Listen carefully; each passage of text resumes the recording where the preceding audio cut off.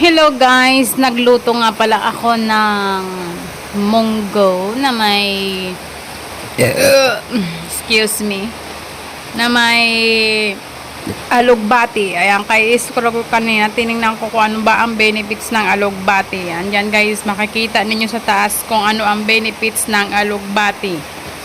Napakaraming benepisyo guys ang alugbati. Ayan, kung gusto mo, ayaw mo kaagad tumanda, ayan, kumain ka lang ng alugbati. Nandyan na pala sa palipaligid ang mga pampabata na mukha natin no.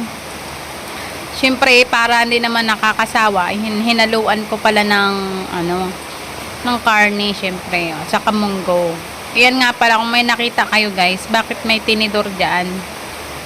May nagsabi sa akin na yung tinidor daw ay mabilis, anong tawag nito, mabilis, pag nilagay mo daw, isama mo sa luto, ay mabilis hindi na makunat yung karne, mabilis yung munggo ano ba yun, maglambot. Ayan, kaya nilagay ko yung tinidor dyan, binali ko pa, wala na kaming tinidor, binali ko pa. Ayan, mag-search kayo guys, napakasustansya ng alugbati, saka ang munggo,